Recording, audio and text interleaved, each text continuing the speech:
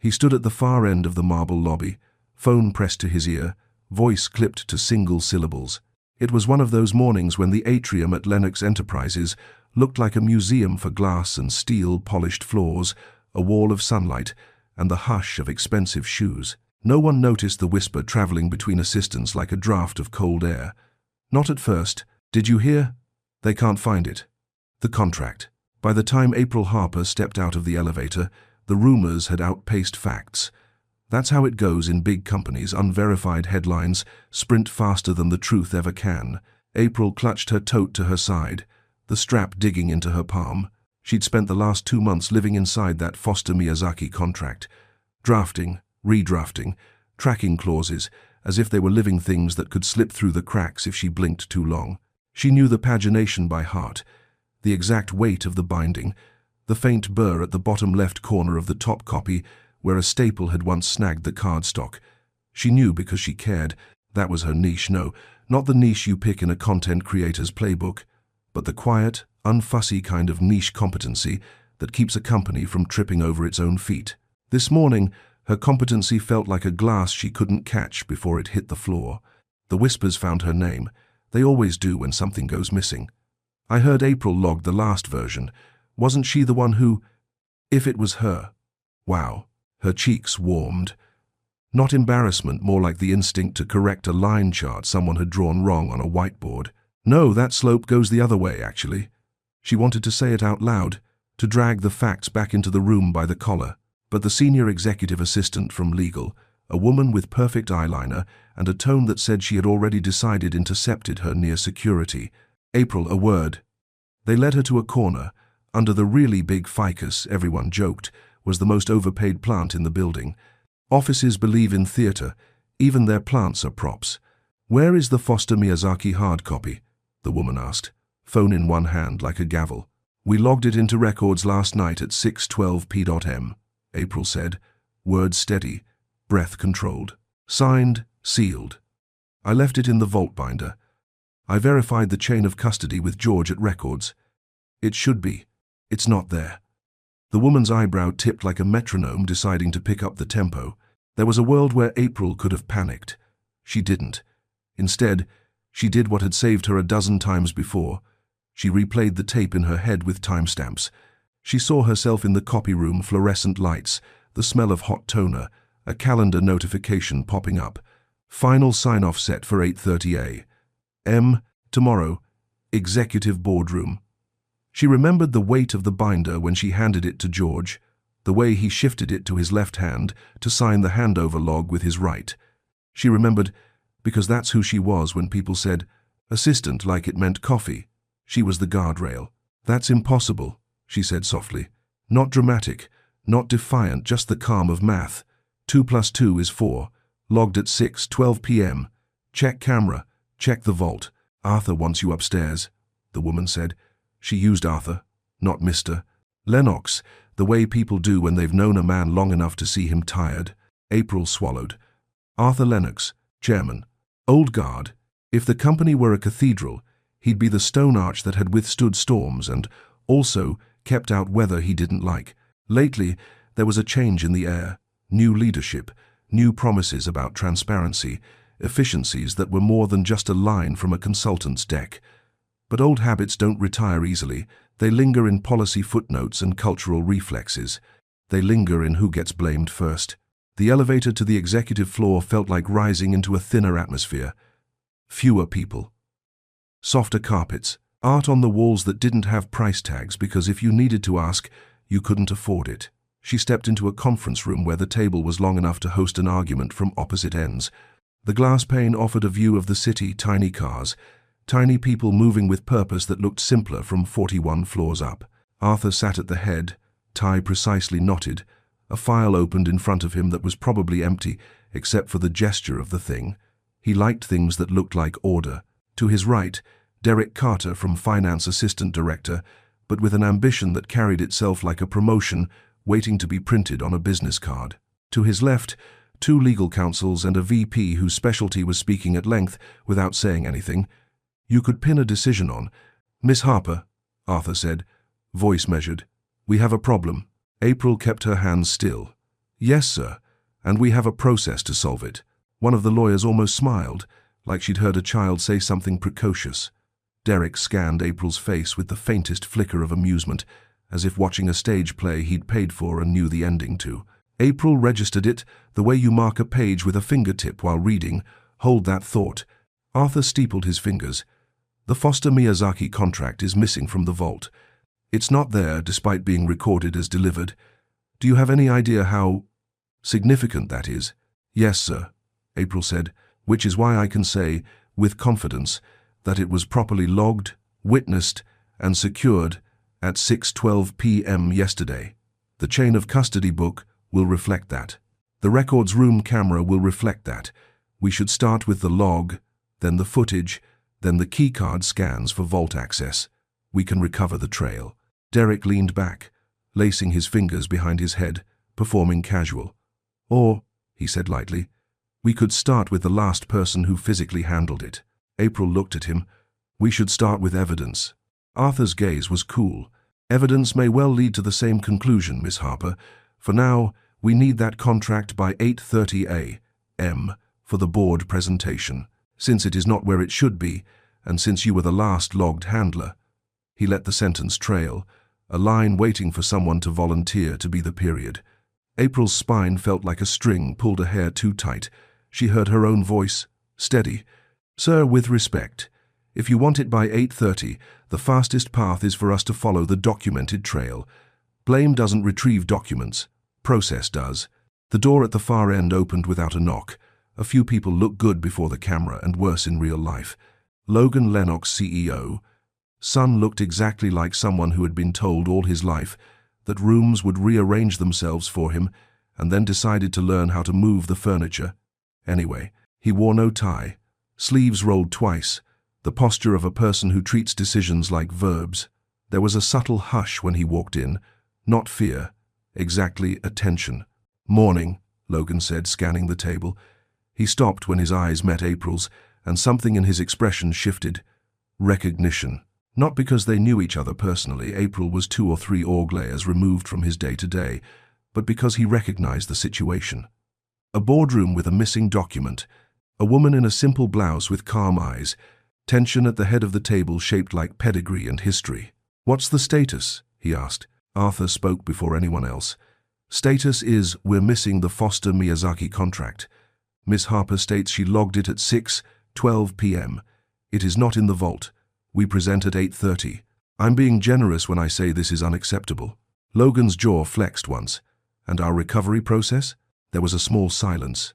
Derek was the one to fill it. We will, of course, check logs, but the last handler was Miss Harper. If she made an error, stop. Logan didn't raise his voice. He didn't have to. It was a precise sound, like a metronome click in a recording booth. He shifted his gaze to April. You logged it at 6:12 p.m. Yes, sir, with George from records as witness. I also confirmed the binder seal. My keycard shows entry and exit times. The chain of custody book will match. Good, Logan said. He turned to the legal team. Pull the custody log. Now, Derek, I want the keycard access report for the vault, starting 5:30 p.m. to midnight. Security, pull the hallway camera outside, records for the same window, and someone bring George up here. Please. Arthur's eyebrows rose a fraction. Logan, we can deal with team theatrics later. The board meets in... We're not doing theatrics, Logan said. We're doing process. Truth over optics, remember? He said it fast, like something he had said often enough to become muscle memory. We will not start by blaming the lowest person in the room. Not in this company. Not while I'm responsible for it. The words landed like a small glass of water in a desert. April hadn't realized until that second how thirsty she was. Derek's smile thinned. No one is blaming anyone. We're simply acknowledging the chain, which starts with logs and footage. Not rumor, Logan said. If we find that Miss Harper made an error, we'll deal with it. If we find someone else did, we'll deal with that too. But we're going to find out, not guess. He took the seat beside April, not at the head. It was such a small thing. It had big energy, though the kind that repositions gravity in a room. While they waited, April looked down at her hands. She had a habit of counting rings on her left hand when she was anxious, except she didn't wear any. It became finger on finger, a private metronome. She replayed last night again. 6:07 p.m. Last email to legal with the updated indemnity clause language. 6:10 p.m. Print. 6:11 p.m. Binder. 6:12 p.m. Records. She'd done this right. George arrived, hat in his hands like he'd just come from a windier floor. "I signed that log," he said before anyone asked. "Miss Harper brought it in. Seal was fine. I put it in Vault A, Slot 3 per usual. He's confident save the pressed and started. He'd been sicted for the sign." "Did anyone else access the vault after Miss Harper?" Logan asked. George shook his head. "Not while I was on.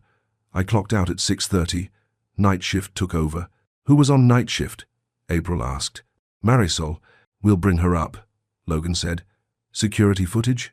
A paralegal hustled in with a laptop, breathless in the way people get when they've been running on the wrong kind of adrenaline. She pulled up the hallway camera. The screen showed April last night, binder in hand, hair in that neat coil she pinned when she needed both eyes, both hands, and no distractions. Timestamp, 6 hours, 11 minutes and 34 seconds p.m. She watched herself on the screen with the uneasy sensation of seeing a voicemail you left someone played back for an audience. George appeared a few seconds later. Together, they went in. A minute later, April came out. Then, George. The footage rolled. At 6:26 p.m., George left. At 6:31 p.m., Marisol came into frame. She went in. At 6:39 p.m., she came out with nothing in her hands. "Keep rolling," Logan said. They watched 30 more minutes of nothing significant except the hum of a corporate night cleaners passing, a junior associate checking her phone with the haunted look of billable hours. At 7:12 p.m., Derek appeared in frame. He paused to speak to someone off camera, then entered the records corridor. He didn't look at the camera. People who aren't used to being watched often do. People who are used to being important often don't. "Pause," Logan said. "A beat. Resume." At 7:13 p.m., Derek exited. His hands were empty. His face was neutral. The keys that hung on his belt, finance had a fob system for their inner office, glinted when he turned. He looked in short, like a man walking down a hallway with nothing to hide. Derek gave a short laugh. "Well, I'm flattered to feature in this cinema verite, but unless the binder turned invisible, keycard logs," Logan said. The report came in a minute later. IT moved like a Formula One pit crew when the CEO asked nicely, but with the weight of authority.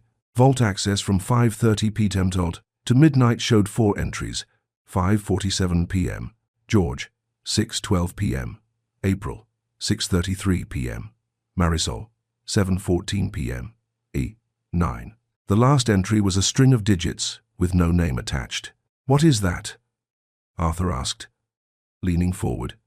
It was the first time he'd looked interested, not irritated. "Ghost access," the paralegal said, cheeks coloring because she'd used a term of art in a room that might prefer the Latin. "Sometimes a badge gets cloned or there's a privilege misconfiguration in the directory and the display name doesn't populate. Even slides the seeps of a life to the funks of the prive." He was Team Preston reported. "Have a life to get of the life to the life to the bruth. He have a life to the life to the bruth." "Sometimes," April said quietly, "someone uses a contractor badge that doesn't have a name attached, just a number." All eyes shifted to her. She wasn't accusing, she was annotating, and the annotation was useful. Logan's focus narrowed. "Security, cross-reference badge, ID 041612. He glanced at the digits. "With yesterday's visitor list, contractor logs, and internal privileged badge inventory. I want a hit in 5. Derek chuckled again, but this time the sound was brittle. "Or we could skip the spy novel and admit we're wasting time." "Time spent getting the truth back is never wasted," Logan said, and it would have sounded like a poster if the room didn't need it so badly. 5 minutes was optimistic. It took 6. The head of security strode in with a tablet. "Badge 041612 is mapped to a finance contractor badge issued for quarterly audit access, but flagged as inactivated last month. The physical card should be with finance administration." "Was," April corrected softly. Everyone looked again. "Was with finance administration." She lifted her eyes to Derek, not combative, just present. "Because a month ago when we did the vendor cleanup, I hand-delivered 3 inactive contractor badges to finance admin with a checklist to confirm shredding. It was part of the procurement audit sweep, Section D. I emailed you the manifest to sign, Mr. Carter. We will mange of once is live to the love to be beckons of these one. The room got a shade quieter. April remembered because she had asked for confirmation twice and never got it. She'd flagged it in her own to-do list as follow-up, inactive contractor FOBs finance admin. Then Foster Miyazaki had swallowed her week, and the FOBs fell a few places down in the triage. Derek's eyes held. And you think I stole a badge so I could… What? Go souvenir shopping and records? Arthur cleared his throat. We are not making accusations, and we're making correlations, Logan said evenly, and we're going to test them. He stood, not dramatically.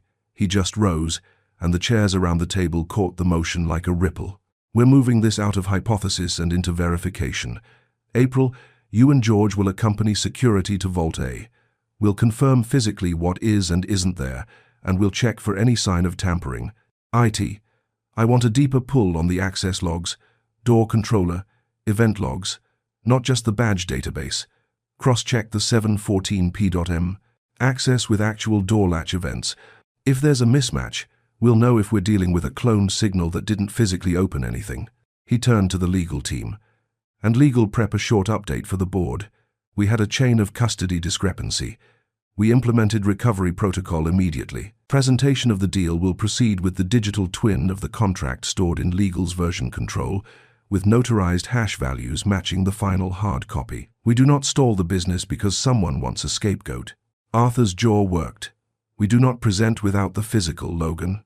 We present with truth, Logan said, and a plan. If the board prefers drama, they can watch TV. April almost smiled at that, and then didn't, because the situation was not funny, and because sometimes humor is a defense that lets the wrong people off the hook. She stood when security gestured. Logan looked at her then, directly, like he was pinning the moment to a corkboard. You did your job, he said quietly. We'll do ours. We'll find it. April nodded. Thank you. In the hallway, the air felt cooler. George walked beside her, footsteps steady. I hate this, he muttered. Feels like a magic trick where someone tells you the coin's gone and you know it's in their other hand. April exhaled through her nose. We'll find the other hand. They reached records. Security unlocked the vault with a master override, while IT watched the controller display a cascade of numbers, like a slot machine deciding to be honest. The vault smelled like paper the way a church smells like wood age and purpose. George went to slot 3 like he'd been rehearsing the motion all night in his sleep. Empty. Okay, April said softly. Not despair. Inventory. Check slot 2 and 4, just to be safe. People misfile things when they're tired or interrupted. It's not malice. It's entropy. Slots 2 and 4 yielded other contracts. Their tabs neat. Slot 3's tab, labeled Foster Miyazaki, final, looked like a name tag with no one wearing it. Security took photos. April traced the shelf edge, not touching the dust but following it with her eyes. There, an almost invisible smudge where a binder had been slid out and a hand had steadied itself. If you looked long enough and gently enough, paper tells a story. The radio on security's belt crackled. Controller logs show a door event at 7 hours 14 minutes and 2 seconds p.m. Physical latch opened and closed within 38 seconds. Consistent with someone going in, removing something. Leaving, security said. April looked at George. Who has a 7 p.m. appointment in records? No one, George said. We don't do romance here. Let's do something unromantic, April said. Pull the maintenance ticket logs for that door for the last 6 months. If someone tested a cloned badge, they might have run dry before it worked. Sometimes there are failed reads that don't show up in the clean report, but live in the controller log. And let's check the environmental sensor's temperature drift from the vault floor camera. If the door was open longer than the latch suggests, it might show as a blip. Security's eyebrows went up. You missed your calling. I didn't, April said. My calling is making sure important things don't go missing. The radio crackled again. It here. We pulled a failed read at 7 hours 13 minutes and 47 seconds. PM door didn't open, but the panel logged a credential present.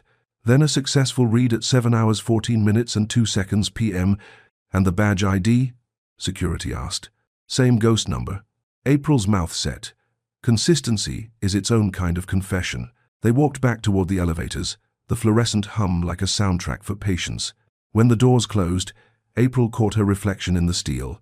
She looked like herself, no dramatic music, no smear of mascara, just a person who intended to finish the job she started. She thought of the boardroom upstairs, of Derek's casual smile, of Arthur's controlled irritation, of Logan's sentence that had pressed like a hand to a wound. "We're not starting by blaming the lowest person in the room." When the doors opened, Logan was waiting, sleeves still rolled, tie still non-existent. The room behind him looked like a war room. From a quieter war, laptops open, documents spread, people leaning in. "Update?" he asked. "Vault slot empty," security said. "Controller confirms 7:14 p.m. Open divided by close. One failed read at 7 hours, 13 minutes, and 47 seconds. Badge ID matches the ghost." Logan nodded once, as if each fact was a stepping stone, and he was crossing a stream without wanting to get his shoes wet. "Good. Legal. Load the notarized digital." He glanced at the wall clock. "We have 19 minutes. Arthur stood, bristling. "We do not present without the physical." "We do," Logan said, gentler now, as if speaking to an old habit that needed coaxing rather than a fight. "We present what is true, and we do not let sabotage, if that's what this is, decide our calendar." The word sabotage hung there. Not melodrama. Not yet. But if the shoe fits well, you still verify the size before you put it on the right foot. Logan turned to April. "You're staying." She blinked. "In the boardroom?" "In the truth," he said simply. "If anyone has a question about chain of custody, I want the person who knows it by heart in the room." April's throat tightened unexpectedly. Respect feels heavier when you're not used to lifting it. She nodded. "Yes, sir." They filed toward the boardroom. As they walked, a thought slotted into place in April's mind, with the satisfying click of a tab aligning in a binder. A month ago, 3 inactive contractor badges. A month ago, a manifest sent to Derek for confirmation. No confirmation. A badge reappearing as a ghost. The person who doesn't glance at the camera. The person who wants to skip process. She didn't say it. Not yet. Evidence earns its way into a sentence. Inside, the board settled into leather chairs. Screens warmed to life. The city beyond the glass seemed to hold its breath. Logan opened the presentation not with the usual preamble about synergies and growth curves and market maps, but with a single sentence that folded theater into principle. "Before we begin," he said, "we had a chain of custody discrepancy with the physical copy of the Foster Miyazaki contract this morning. Recovery protocols were immediately implemented. Legal will present our notarized digital final, hash match to the physical. We are proceeding because we do not let optics trump truth or process, and because this team knows how to do its job." His eyes flicked to April for a fraction of a second. It was brief. It was enough. He began, "Market rationale, aligned incentives, environmental clauses that weren't window dressing but real commitments." April watched the faces at the table. In long-form business, people often confuse momentum with correctness, but there's a different energy when the person at the front believes both in the deal and in the way you arrive at it. The room softened by degrees. Questions came. Good ones. Answers were crisp. The story held. When it was done, there was a small, inevitable applause, people clapping for the performance of a machine working. The board chair thanked them. The meeting adjourned. Chairs scraped gently against carpet. The door closed. Logan turned to Arthur first, not unkindly. "We presented. The sky did not fall." Arthur's hand tensed on the back of his chair, then released. "Find the contract." "We will," Logan said, "and we will find the person who walked it out." He looked at April. "We'll reconvene in 15. April, security, IT war room." April nodded. She had the feeling of a marathoner at mile 20. The end wasn't visible yet, but her body knew how to keep running. In the hallway, she exhaled, long and measured. George tipped an invisible hat. "You did good, kid." "I'm not a kid," she said, smiling despite herself. "I know," George said. "That's why you did good." Back in the war room, the screens showed logs, footage, lists. April slid into a chair and, with the smallest, quietest certainty, placed her fingertip on the part of the story that didn't yet know it was the plot. "Start here," she said. The inactive badges. He's will to serve. They didn't call it a war room, but everyone acted like it was one coffee cooling too fast, screens burning with logs, the kind of quiet that only shows up when people are thinking harder than they're talking. Logan stood, hands on the back of a chair, reading the keycard report like a detective reads a postcard from the criminal. Short, smug, and useful. "Okay," he said, voice easy, almost conversational. "We've got a ghost badge hitting the vault at 7:14 p.m. We know it's an inactive finance contractor card supposed to be shredded, so either the universe invented hands or someone kept a souvenir." It zoomed into the controller events. "See the failed read at 7 hours 13 minutes and 47 seconds? That's someone fumbling the first try, then getting it right. If it were a system glitch, we usually see a cluster of errors." "Which means a person," April said. "Not a phantom, not an accident." Logan nodded. "Good. We're going to bracket this. 2 fronts. First, paper trail. Find the destruction manifest for inactive badges last month, signatures, timestamps, who touched what. Second, people trail. Who had reason to take Foster Miyazaki out physically when the notarized digital exists? Because whoever did this wasn't solving a business problem. They were staging a narrative.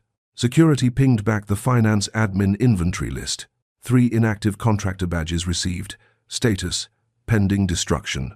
The confirmation signature line, blank. April felt the old frustration, but she kept it useful. That's where it stalled. I emailed a follow-up that week. No reply. Logan looked up. "Pull that email. Print it.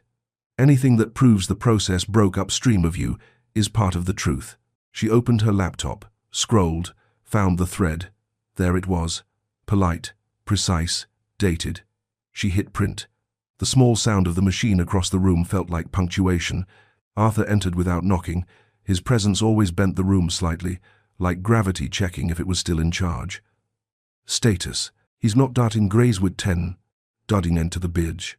Size. "We have a ghost badge linked to finance's inactive inventory," Logan said calmly. "We're locking down all contractor credentials, effective immediately, and we're implementing 2-person integrity for vault access until further notice." Arthur's mouth pressed thin. "Optics. You will make people think we've lost control." "We didn't lose control," Logan said. "Someone tried to make it look that way. We answer with controls that outlive the stunt." He turned to April. "I want you to walk us through last night one more time. Not for theater, for timing." She did timestamps, witness, the seal check, George's sign-off, her exit.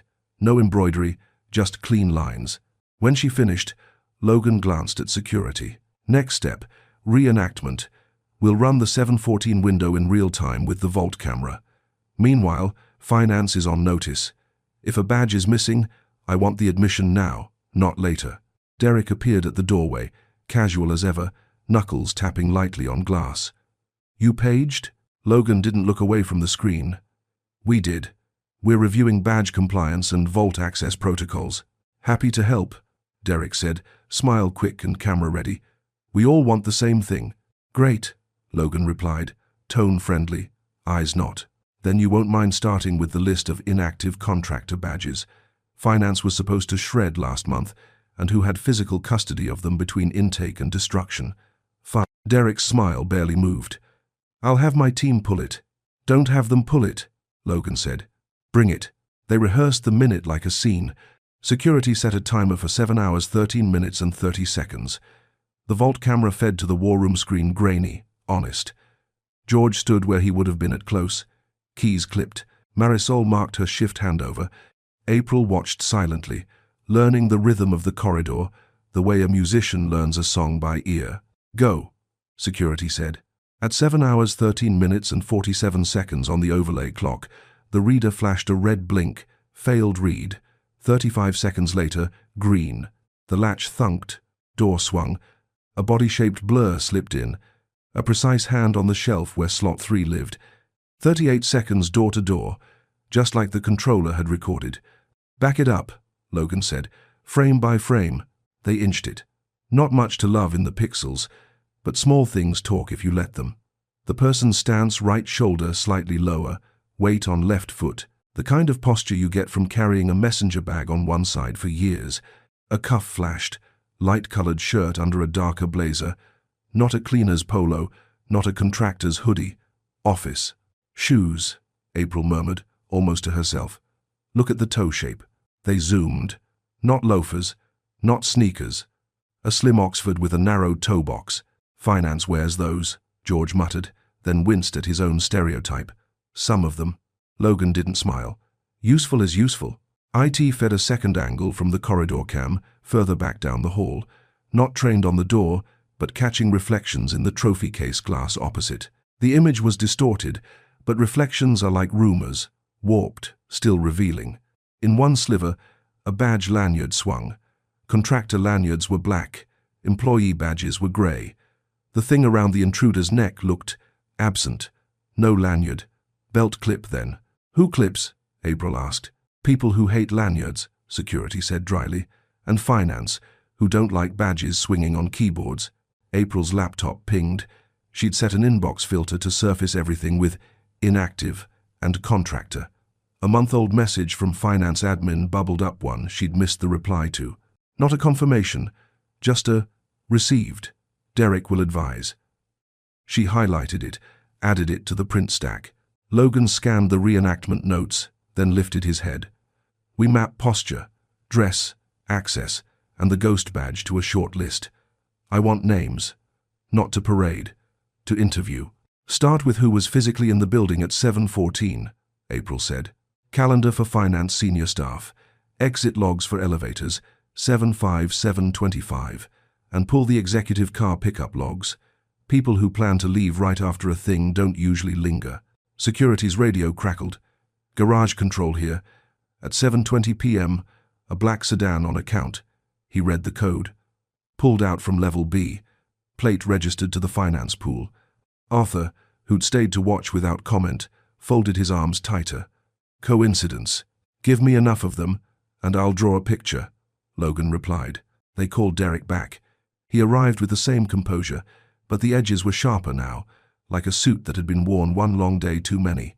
He placed a folder on the table. Inactive badges manifest, he said. Signed by my admin. Destruction scheduled with facilities. They're running behind. Funny thing, it said without looking up. Facilities logs don't show a work order. Derek didn't blink. Then their system's behind too. April lifted a page delicately with one finger. The signature line read, Received. Finance admin R. Marlowe. Not Derek. Not shredding. She traced the date with her eyes. The day after she'd delivered the badges. The day before quarter-close crunch. Where are the physical badges now? Logan asked. In a locked drawer, Derek said evenly. Which you're welcome to check. Security went with him. April stayed. Queasy certainty tightening like a knot she didn't want to tie until she had to. When the team returned, they carried a small plastic bag, the kind that crime shows make look sinister. Inside were 2 contractor fobs and 1 empty slot on the inventory card, where a third belonged. 3 received, security said quietly. 2 present. Arthur exhaled through his nose, a sound of irritation trying not to be worry. This proves nothing but sloppiness. It proves chain of custody broke in finance, Logan said, and it narrows our list. He faced Derek, not unkind, not soft. I'm going to ask you straight. Did you, or did anyone reporting to you, access the records vault last night using an inactive contractor badge? The room held still. Derek's smile reappeared, a touch of performance. No. Then you won't mind consenting to a badge scan and a timeline interview under HR protocol, Logan said. Standard for incidents involving physical security. You'll pick 2 colleagues to sit in as you prefer. April will sit in as chain of custody witness. Arthur bristled. We do not interrogate senior staff like, we protect the company, Logan said, voice level. And the people inside it. We do this right. April watched Derek's eyes, not his mouth. A flicker, not fear, exactly. Calculation, he nodded. Of course. Anything for the truth. Logan's phone buzzed. He glanced down, scanned, and his jaw set. He held the screen where only April could see. A still image from a third camera they hadn't checked. The elevator lobby on 39. A reflection in the metal trim. A person stepping out at 7:22 p.m. Slim Oxford shoes. Dark blazer. Head turned just enough to see. Not a face, but a shape of hair. A profile line. familiar in the way you only notice when your attention has been trained by an hour of looking. April felt the click again, colder this time. She lifted her eyes. "I think," she said quietly, "we should talk to our Marlowe, who again of the Christ alive to Jonja, who can't to the breast of the life to Paring, and then Leven to Maida. Well fanned out Helling, it is not with a rebounding wave to Leven nicey tented, and divinant to the dime. 2 vows for the life to dine, the breasts who of the breasted fower, who can't to the life to the diamond." 7. HR booked a small conference room with soft lamps and a view that made the city look less sharp. Marlowe sat across from April and security, hands folded, the careful neatness of someone who had learned the value of not making any sudden moves in rooms like this. "This is routine," HR began, voice like a blanket. "We're clarifying custody on inactive badges and confirming last night's movements." Marlowe nodded. "Understood." April kept her tone conversational. "Last month, I delivered 3 inactive contractor fobs to finance admin with a manifest. You signed the receipt. 2 are in your drawer today. 1 isn't. Walk me through what happened." Marlowe's eyes flicked to the table, then back. "We logged them. Destruction was delayed. Quarter close. Facilities was backed up. Facilities has no ticket." Security said gently. A pause, the kind that means someone's moving a piece on the inside of a chessboard. "I held the ticket." Marlowe admitted. "Per instruction to wait." "Whose instruction?" April asked. Marlowe wet her lips. "Derek's." "Did anyone else reference those badges?" Logan asked from the doorway. He'd slipped in without ceremony, body angled so his presence steadied more than it threatened. Marlowe took a breath that sounded like a decision. "I got a call the week after you delivered them, from the chair's office." She glanced at Logan, then at the glass. "Not Mr. Lennox directly, his chief of staff. Said to make sure finance held certain audit artifacts on hand until after a sensitive presentation cycle. Don't purge until you get my okay." Exact words. Arthur's shadow wasn't in the room, but it lengthened anyway. "Noted," Logan said evenly. "Last night?" Marlowe looked down at her phone, scrolling, thumb precise. At 6:58 p.m. Derek texted, "Need to check something in records, contract numbering discrepancy. Do you still have those deactivated fobs?" I replied I had them locked. He came by at 7:05. I handed him the key. He opened the admin drawer, took 1 fob, said he'd bring it right back. He didn't. "Why didn't you log the checkout?" HR asked. Marlowe's mouth pinched. "Because he's my boss, and because he said, 2 minutes don't make it a thing." Security slid over the small evidence bag. 2 fobs, 1 empty slot on the inventory card. April watched the way the absence worked on Marlowe's face. Recognition, regret, the slow math of realizing what your small yes let someone else do. "Did anyone else contact you about the Foster Miyazaki binder?" April asked softly. "Even obliquely? A pre-read, a calibration, anything that wasn't the formal chain?" Marlowe hesitated, then nodded once. At 7:18 p.m., I got a second text from a number saved as chair admin line. Short, board-level pre-check tonight. If Derek pings, green light. I didn't reply. I didn't understand it was about the vault until this morning. Logan's jaw flexed, then settled. "Thank you, Miss Marlowe. You've been helpful." When she left, April exhaled slowly. "So the runway was laid," she said. An inactive badge kept on hold. A coded nudge from the chair's office. A boss who doesn't log what he takes. "Staging a narrative," Logan murmured. "Make the hard copy vanish.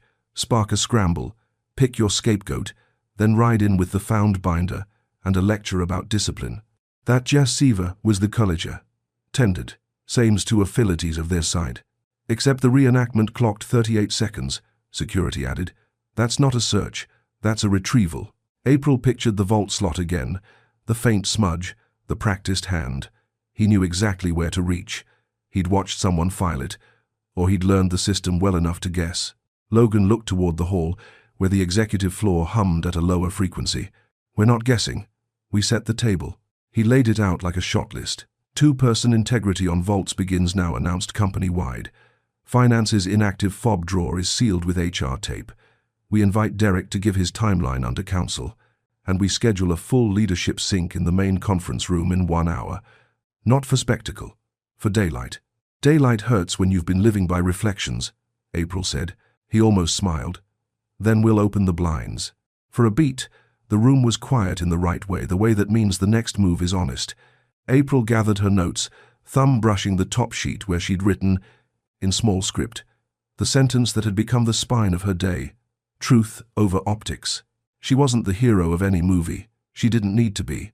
Her job was to keep the frame straight, so the picture made sense when everyone else started arguing about what they saw. Let's get the room, she said. They booked the big room, the one with the long table that made people sit up straighter without knowing why. Daylight spilled across the wood in a clean diagonal. April stood near the screen, not center stage but close enough to feed facts into the room the moment they were needed. Logan didn't pace. He just anchored the head of the table like someone who understood that calm could be contagious. Before we start, he said, 2 changes are live, 2-person integrity for all vault access, and an immediate freeze on inactive badge reuse. This is not punishment, it's hygiene. A few leaders shifted in their chairs. Words like hygiene make people think of what they should have been doing all along. Security brought up the footage. The failed read at 7 hours 13 minutes and 47 seconds, the successful entry at 7 hours 14 minutes and 2 seconds, 38 seconds door to door. Then the reflected sliver in the trophy case, shoulder drop, narrow toe Oxfords, belt clip. The image wasn't a face, but it didn't need to be to tell a story. We also pulled a camera we almost never use, it said, clicking to a new angle.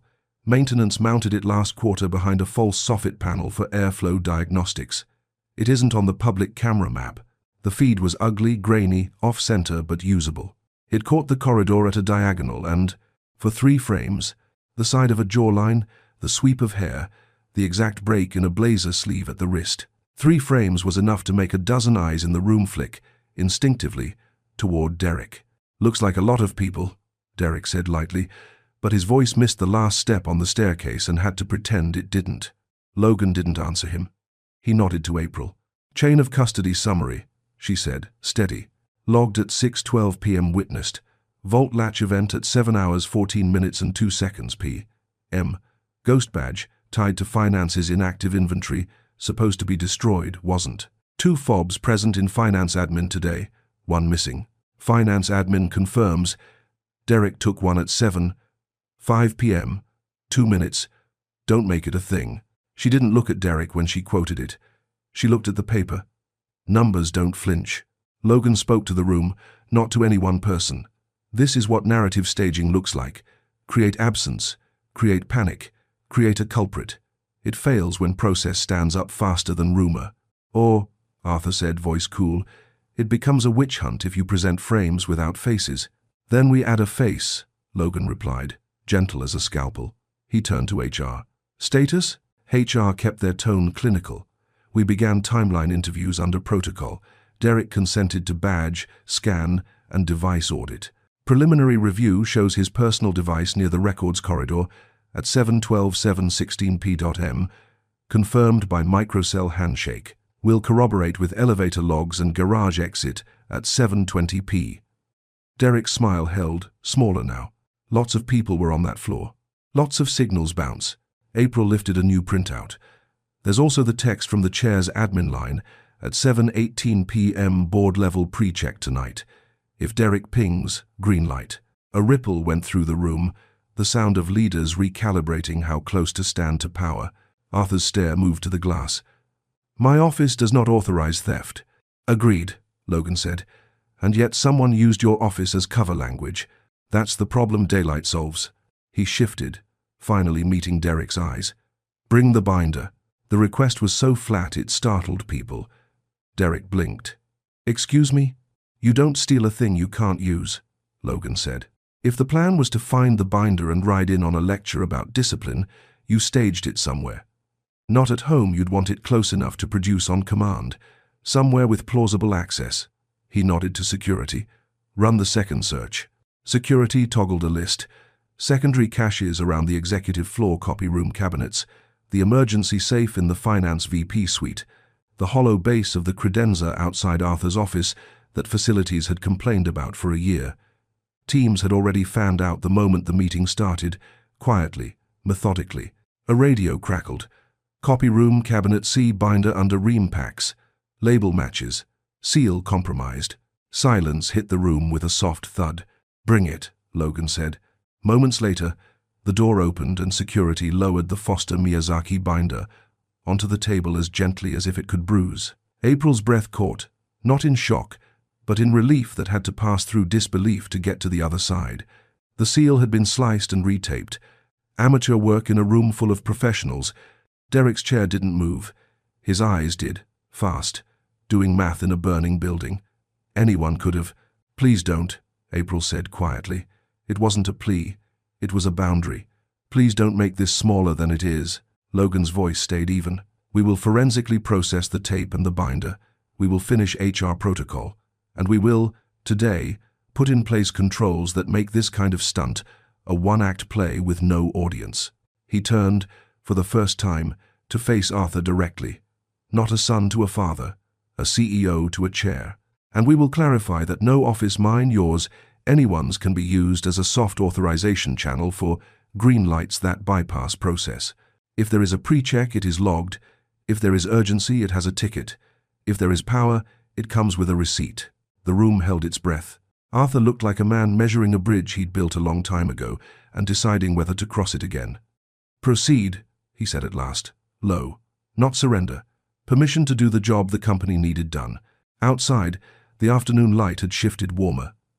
April rested her palm, for a heartbeat, on the binder's cover, then pulled back and let security bag it. There's a difference between reclaiming what's yours and touching evidence. She knew that line. She'd stood on it all morning. Truth over optics.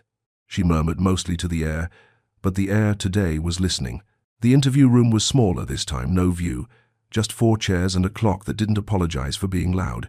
Derek sat opposite HR, counsel at his side, hands still and theatrically calm. April took the witness seat, not to accuse, but to keep the chain of custody straight whenever the conversation tried to wander. HR started soft. "State your movements between 6:50 p.m. and 7:30 p.m. Derek's gaze flicked to the table. "At 6:55, I left my desk to speak with admin about a numbering discrepancy. At 7:05, I checked a contractor fob out for testing. Finance keeps a few for audit drills. At 7:12, I was in the corridor near records. At 7:20, I left for a client call." "Did you enter the records vault?" HR asked. A pause short enough to count. "Not that I recall." April kept her voice even. "The controller logs show a failed read at 7 hours 13 minutes and 47 seconds and a successful read at 7 hours 14 minutes and 2 seconds with the deactivated fob you took. The door latch opened and closed within 38 seconds. That's an entry." Derek's attorney interjected with a mild smile. "Our client can't validate system telemetry. Those systems are notoriously noisy." "Then let's triangulate," Logan said from the doorway, stepping in like a period at the end of a sentence. He laid 3 printed sheets side by side. The badge event log, the elevator camera still, the garage exit record. 3 independent systems, 1 narrative. Derek leaned back, the casual pose now an effort. "If you've decided, why are we here?" "To be fair," Logan said, "and because fairness is what keeps process from turning into performance." HR toggled the screen to a different view, the copy room cabinet where the binder had been parked under reams of paper. "We lifted latent prints," HR said. "We expect a full report by end of day, but we already have partials matching 2 people who have legitimate access to this floor. A beat. 1 is Miss Harper from her handling during the board presentation. The other is you." Derek's mouth twitched. "I make copies. It's a copy room. We also found a sliver of tape with fiber from a finance pool folder," security added, opening an evidence envelope. "Same batch we issued to your team last quarter. The retape job on the binder used it." The clock ticked. Somewhere in the building, a printer whirred like a distant insect. Logan lowered himself into the chair across from Derek, forearms on the table, voice quiet enough that the room had to lean in to hear. "You staged a crisis to create a culprit you could manage. You chose April because she's careful and new enough to be breakable. You thought we'd value optics over truth and fold her for you." He let the words sit, not hot, not cold. "You misread the room." Derek stared back, veneer thinning. I acted on a directive. From the chair's office? Logan asked. You had a text that said, green light if Derek pings. That is not a directive to enter a vault with a dead fob, slice a seal, and hide a contract in a cabinet. That's an invitation to cut corners. You chose the shape of the corner. April spoke then, not to wound, just to draw the line where it stood. Process is there, so no one needs to be a hero or a villain to get work done. You didn't just break a rule, you broke trust.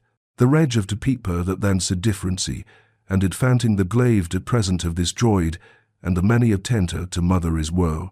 For a heartbeat, something honest flashed across Derek's face. Fatigue. Maybe. The long, slow burn of wanting to be the person in the story who solves the problem, even if you have to write the problem yourself. Then it passed. He pushed back from the table. I want this recorded, he said to HR, chin rising. I deny any intent to harm the company. If there was a failure, it was a cultural one. We're taught to deliver outcomes. Fast. Fast is fine, Logan said. Faked is not. HR closed their folder. We'll suspend pending completion of the investigation. You'll surrender access and devices. We'll arrange retrieval of personal items under escort. Derek's jaw flexed. Arthur won't, Mr. Lennox has already approved protocol, HR said gently. The chair scraped. Footsteps in the hall. The door closed. The clock ticked on, stubborn. April sat very still for a moment, palms flat on the table. The adrenaline that had kept her sharp all day ebbed, leaving something steadier in its place, not triumph, not even relief. Alignment. Like a picture finally level on the wall. Logan stood, gathering the printouts. One more meeting, he said. Then we put this back where it belongs, in the past, and in a playbook that makes sure we don't visit it again. April nodded. Ready. That's of you made fided in foresee seat. The last of you contended it again. They chose the smaller auditorium for the leadership debrief, enough seats to include managers 2 layers down, close enough that no one could pretend this was just an executive chess match. The slide on the screen was simple. 3 lines. No clip art. 1. Truth over optics. 2. Process over personality. 3. Receipts over reputation. Logan didn't stand behind a podium. He stood beside April and George, which said as much as the words did. Here's what happened, he began, voice conversational, like a long YouTube story that knows when to slow down. A hard copy was staged to disappear. The goal was panic and a convenient culprit. Process beat rumor. We found the binder. We're finishing HR protocol. Now we fix the system so no one can try this again. He handed the room to April with a small gesture. Not a spotlight, an invitation. Chain of custody, effective today, April said. Crisp and human. 2-person integrity for vault access. Destruction events for badges and sensitive materials require a ticket, a witness, and a photo receipt saved in the audit drive. Any pre-check or calibration must have a JIRA and a named approver. No ticket, no access, no exception. If someone says green light, ask, what's the ticket? There was a ripple of quiet laughter, the relieved kind that lives next to learning. George lifted a hand. And label your slots like your lunch. If your name isn't on it, don't touch it. Facilities actually clapped at that. Arthur was there, back row, arms uncrossed for once. He looked smaller and somehow more present, like a portrait seen from a new angle. When Logan addressed him, it was with respect, not performance. We'll also formalize communications from the chair's office, Logan said. No more admin line nudges that can be twisted into cover. If a request carries the weight of leadership, it will carry a ticket number too. Arthur inclined his head. Agreed. 2 syllables that moved a lot of furniture. Q&A ran like a careful comment section. People asked real questions. What if the second person is remote? Answer. Video verify +sign. How do we handle after-hours urgency without slowing teams? Answer. Pre-authorized on-call pairs and a standing incident queue. Can we get a template for chain of custody notes? Answer. In Slack by end of day. Then Logan turned slightly toward April. The room followed his line of sight before his words caught up. Companies don't change because of slogans, he said. They change because people hold the line when it would be easier to point a finger. April did that today. So we're doing 2 things. He held up a hand, counting them off. 1. A formal public exoneration entered into the personnel system and shared with her org. 2. An offer. The room leaned forward. I want April to serve as my personal assistant, reporting directly to the CEO, Logan said simply. Not coffee and calendar assistant. The real kind process custodian, meeting quarterback, first reader on chain of custody and compliance for executive workflows. If she says a control matters, it matters. Hey, it felt, briefly, like the air thickened with warmth. Not applause yet, something gentler. A collective yes forming in the throat. April's fingers tightened around her notebook. It wasn't the title that landed. It was the clarity about what the title meant. The work would be the same work she loved, keeping complicated things honest. She found her voice. I accept. It wasn't dramatic. It didn't need to be. The room applauded, short, sincere, no standing ovation, just the right size for a company growing up a notch in public. Afterward, in the hallway, people stopped April the way you stop a creator after a live stream that said what needed saying. Thanks for holding the frame. Needed that template. Can you share your checklist? She promised yes, yes, yes. Then she stood by the window for a moment, watching the city carry on. A notification slid across her phone. HR formal letter attached. Legal chain of custody template draft. IT badge destruction upload link. Receipts over reputation. It was happening already. Logan joined her, hands in pockets. You good? She smiled, small and real. I am. Epilogue later, he said lightly. For now, let's finish the day. Copy that, she said, and meant it. By sunset, the building turned to amber. Glass caught the last of the day and threw it across the marble like a promise. The adrenaline had finally bled out of the corridors, replaced by a quieter thing, people packing up, voices dropping, the soft thump of a laptop lid closing on a day that had decided it wanted to be a chapter. April walked the records corridor one more time, not because she didn't trust security's new seals, but because she wanted to see the place where the story had tried to break and didn't. The vault door now wore two neat strips of tamper-evident tape, initials overlapping like a handshake. The plush silence hummed the way machines hum when humans have given them clear instructions. Two-person integrity signs were posted at eye level, friendly fonts, sharp meaning. George appeared beside her like he'd stepped out of the wallpaper. Looks different, he said. Feels different, she replied. You keeping your new boss out of trouble? He teased. Trying, she said, and meant it half joke, half mission. You good? He tipped an invisible cap. Always better when the rails are straight. They walked back toward the elevator, passing the trophy case that had gifted them a reflection when a face wouldn't cooperate. April paused, met her own reflection in the glass, and recognized something new that wasn't new at all. The exact center of who she was when no one was looking. The day hadn't made it. It had just made it visible. Upstairs, the main conference room wore the end of day like a well-cut suit. The big table looked less like a battleground and more like a workspace, coffee rings like moons, pens at angles human and imperfect. Logan stood at the far end, jacket off, sleeves rolled, hair slightly less neat than it had been at dawn. Arthur sat near the window, backlit, his silhouette all edges softened by the light. Close the loop? Logan asked when April stepped in. Audit drive is live, she said. Chain of custody template shipped to every org lead. Badge destruction protocol signed and ticketed. Two-person integrity roster finalized through the weekend. HR has Derek on leave pending completion of the review, and legal has preserved all communications. Facilities fixed that hollow credenza because apparently we can fix furniture faster than culture. But today we did both. A ghost of a smile crossed Logan's mouth. Good. Arthur turned from the window. The man looked older than he had at 8 a.m., and also, paradoxically, younger, like someone who'd stopped bracing. Miss Harper, he said. It wasn't a summons, it was an address. Sir? April nodded. Arthur's gaze moved to the binder on the table, now bagged, tagged, and somehow less dramatic.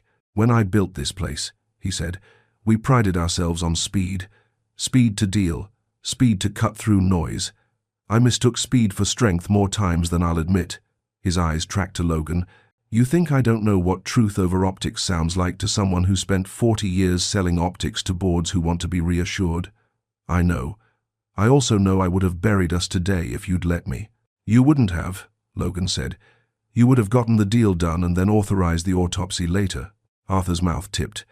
Which is just a slower way to bleed out trust. He turned to April again. You were correct at every turn you could be correct at. not righteous. Correct. There's a difference. I want that on the record. It is, April said simply. HR's formal letter had arrived an hour ago. She hadn't saved it to wave around. She'd filed it quietly in the place where receipts grow up to be culture. Arthur's eyes softened in a way that would have surprised the version of him from this morning. Congratulations on your new role, he added, each word like a small stone set carefully in a line. It will ask much of you. It will ask what I know how to give, April said. He nodded, once, stood, and left them in the slant of light. Logan blew out a small breath. Okay, he said, not to dismiss the moment but to place it on a shelf. We have two things left, the rebuild and the epilogue. Which order? April asked. The rebuild is already happening, he said, counting on his fingers. Controls, tickets, witness photos, JIRA, the whole boring, beautiful stack. Culture will follow if we keep it boring and beautiful long enough. The epilogue is for us. Us? Us as a company, he said, and us as people. They drafted the company epilogue first, a note to go out in the morning under both names, CEO and Chair, the rare joint message that wasn't a press release for a product or an apology for a layoff. It was clear and specific. Acknowledge the incident without theater. Explain the controls without jargon. Invite accountability without asking everyone to be a cop. Honor the people who held the line without turning them into mascots. April typed while Logan talked, the way a good conversation turns into a document that doesn't need a meeting to explain itself. They chose verbs that worked. Implement, require, preserve, log. They chose nouns that carry weight without weightlifting. Ticket, witness, receipt. They cut the adjectives that tried to do the verbs' jobs. When they were done, Logan read it out loud. It sounded like two adults saying what they meant and meaning what they said. April hit save. The cursor blinked. The sky turned more orange. Now us as people, Logan said quietly. Coffee? April offered. Coffee, he agreed. They went down to the lobby cafe that had no right serving anything as good as what it served in a corporate building. The barista knew Logan by his order, and April by the way she smiled when she asked for the same drink every time. They took a table near the window where the city performed its favorite trick, being endless. You okay? He asked. Honest. April wrapped both hands around the paper cup and watched the steam write cursive in the air. Today required a version of me I like, she said. I'm not sure I like that I needed to be that version at work, but I'm glad she showed up. You didn't perform, he said. You practiced. Just getting in the last kiva moment of re. That's what it felt like, she said, relieved that someone had found the word with her. Not a one-off. A muscle. You kept choosing the next right thing over the next loud thing, he said. That's the whole job. Yours or mine? She asked. Both, he said, and smiled. He took a sip of coffee, winced at how hot it still was, and shifted. I owe you something, he said. You don't, she said automatically. I do, he insisted gently, with the sincerity of someone who has thought about the sentence before saying it. Not the job. That's earned, not owed. An apology. She looked at him, surprised enough to taste it. For what? For the rooms you had to stand in today, he said. For the fact that our culture left you exposed long enough for a narrative to try to make a meal out of you. I'm responsible for those rooms existing. You kept your center. That doesn't absolve me from making sure fewer people have to use that much courage on a Tuesday. April didn't say, it's okay. It wasn't. She also didn't say, I forgive you. It wasn't about him. She said the only thing that held the weight without breaking. Thank you for seeing it. He nodded. The steam kept writing in the air and then vanishing, as steam does. Outside, a kid pressed both hands to the glass and made a face at his own reflection. Inside, two people who worked in a place that had learned something watched him and smiled. The elevator ride back up was companionable. April's phone buzzed with a message from George. Records signed off for the night. Vault happy. Marisol says thanks for the new roster she likes knowing who her two is. April texted back a thumbs up and a line of confetti emojis she saved for moments when the small never felt small again. On 41, the floor was dim motion sensors and energy policies clicking into their evening personality. April stopped at her old desk without meaning to. The plant she'd insisted wasn't dying looked less not dying than usual. She pinched off 2 brown leaves with the gentle decisiveness that had served her all day. Process over personality, even with plants. Want help packing? Logan asked, leaning on the cubicle wall like a human paperclip. I don't have much, she said. Just enough to pretend I was temporary. You weren't, he said. I know that now, she answered. And it felt good to say even if no one had doubted it out loud. They walked to his corner office together. Your office, he corrected when she hovered in the doorway. My chair, she corrected back. Your office. He laughed, unlocked a slender drawer, and pulled out a flat cardboard box and a small, heavy envelope. 2 things. First, the box executive ops kit. Not a welcome basket. A checklist in object form. He lifted the lid. Pre-printed chain of custody pads with carbon copies, a roll of evidence tape, the friendly font version, a slim USB hardware key in a sealed bag, a laminated card with step-by-step board presentation backup protocol, a tiny magnifying glass someone thought was funny, a Sharpie, a bag of almonds. On top, a note in tidy handwriting that wasn't Logan's. From legal. Thanks for making our jobs easier, by making yours harder. April grinned. This is the weirdest and best kit I've ever seen. Second, he said, offering the envelope. A letter. She looked at it. The paper was thick in a way that felt like a decision you could weigh. Her name was written on the front in ink that looked like it belonged to a fountain pen and a person who lets their thoughts catch up to their handwriting. She opened it. Miss Harper, truth over optics only works when someone insists on the truth first. Today that was you. Let this letter memorialize what the systems will an exoneration, a promotion, but also what the systems struggle to capture, that you held the frame when the picture tried to tilt, and that our company is better tonight than it was this morning because of it. On chain of custody, you were right. On process, you were right. On people, you were kind, with respect. Arthur Lennox, Chairman. P.S. Tell records that I finally signed the facilities upgrade for that credenza. Tell legal their laminated card is clever. Tell yourself to take a breath. You've earned one. April read it twice. Then she slid it back into the envelope and placed it on the shelf behind Logan's her chair. Not a trophy, a receipt. You should go home, Logan said. Tonight we let the story end where it should, at the end of a workday.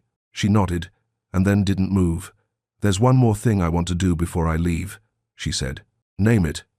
Write the receipts over reputation section for the internal wiki, she said. When it's the end of the day, it's the end of assumptions. Tomorrow someone will be new, and they'll need a map. He sat on the edge of the conference table like a student, pretending not to be the principal. I'll keep you company, they wrote. A living page, not a policy PDF that dies in someone's downloads. Subheads that were verbs, examples that were real enough to be useful and generic enough to be safe. A bulleted list titled, How to Make a Panic Unnecessary. What to do when someone says, green light. How to be the second person without becoming the second problem. It felt like leaving breadcrumbs in a building you planned to work in for a long time, not like leaving instructions for a maze you never wanted to see again. When they were done, April stood, stretched, and felt her spine play a little song of protest. She didn't mind. The song meant she'd used the day well. I'm going to take the long way out, she said. Say goodnight to the lobby. Tell the ficus I'm sorry for all the meetings, Logan said. She smiled and left. The elevator delivered her to the atrium that had started the day with whispers. Now it had the calm that comes after the credits. A cleaner hummed under her breath. The security guard on the night shift, Nora, with the kind eyes, raised a hand. The cafe had closed, but the smell of baked sugar still clung to the air like a rumor you want to believe. April walked to the big ficus and pretended it could hear. We did okay, she told it. Talking to the plants now? Nora called, amused. They've seen things, April replied. Nora laughed softly, then sobered. We got an all-hands memo about new protocols, she said, tapping her phone. Thanks for making it make sense. Thank you for watching the door, April said. We forget that part until we can't afford to. She stepped out through the revolving door into the soft exhale of the city at dusk. Taxis blinked. A woman on a bike glided past with a bouquet poking from her backpack like a flag for tenderness. The air had that night-beginning smell that's a mix of wet concrete and dinner. Her phone buzzed. A text from her mother. How was your Tuesday? She sent a selfie in reply, tired eyes, small smile, the lobby behind her. Long. Good. Tell you everything on Sunday. On the sidewalk, She paused because something in her asked her to mark the moment. She took out a small notebook from her tote, the analog kind she'd kept, even when everything else went to cloud, and turned to a fresh page. She wrote 3 lines. Truth over optics, process over personality, receipts over reputation. She added a 4th, not for the company but for herself, kindness over theater. She put the notebook away and started walking. Behind her, up on 41, Logan sat alone for a minute in a room that had been different every hour of the day and finally looked like itself. He opened his laptop and drafted a short note to the leadership team. We won't always catch things this fast. That's not the bar. The bar is, we'll make the stunt not worth the effort. We'll get boring in the right places. And when someone tries to turn a person into a plot device, they'll run into a process instead. He hit send, closed the lid, and let the building turn itself off around him. At home, April dropped her tote on a chair, kicked off shoes that had delivered her across floors and thresholds, and stood at the kitchen counter with a glass of water that tasted like normal. Her apartment was quiet in the way that lets you hear your own thoughts line up politely. On the table, her laptop chimed with new calendar invites. CEO Ops Chain of Custody Weekly, Records and Legal Receipts Review, Finance Badge Protocol Sync. It would be work. It would be a lot. She didn't flinch. She opened a new document and titled it like a long YouTube video she might never make, but would always live by, The Day We Picked Truth. Underneath, she wrote, Hook. A binder went missing. They picked the wrong person to blame. Then she wrote the beats the way she'd tell them if someone needed to understand how a day becomes a story. The cold open in the lobby, the meeting with the long table, the voice that said stop without shouting, the reenactment, the ghost badge, the cabinet, the tape, the interview, the letter, the coffee, the wiki, the epilogue that wasn't about revenge or even justice, just repair. She closed the laptop. The room exhaled. Outside, someone laughed 3 floors down. The sound climbed the brick like ivy. In bed, she didn't replay the footage frame by frame. She didn't hear the clock from the interview room or the latch thunk or even the faint smug ring of a phone that had once tried to bully a room. She slept like a person who had done one day well in a long row of days that would ask for the same honesty at different angles. In the morning there would be emails and meetings and a brand new inbox folder called Receipts. There would be a message from a team in another office saying, We adopted your template and avoided a scare. There would be a question from a junior analyst asking, How do I be the second person when I'm remote? 2. There would be 2 calendar blocks April would color green, focus frame the week, and walk, breathe, think. In 3 months, someone would announce a new deal, and the boardroom would fill, and nobody would remember exactly when the tamper-evident tape became part of the scenery, or when 2-person integrity felt normal. They would only know that panic had stopped being such an easy story to write. In a year, a new assistant would start and find the executive ops kit on their desk with a note, Welcome. This is a niche worth being proud of. When the job asks for speed, bring process. When the room asks for a culprit, bring receipts. When in doubt, ask April. And April would answer, the way she had today, in words that never learned how to perform because they didn't need to. 2 + 2 is 4. Let's start there. Then we'll get you coffee. That's how the story ended. Not with a speech that made headlines, but with a set of habits that refused to become exceptions. Not with anyone up on a stage, but with people willing to keep the frame straight when the picture tried to lean. Not with optics, with truth. Somewhere, in a lobby where a ficus watched over very expensive shoes and very ordinary hearts, a cleaner hummed, a guard waved, a door clicked open and shut, and a company held because someone chose care. Fade out.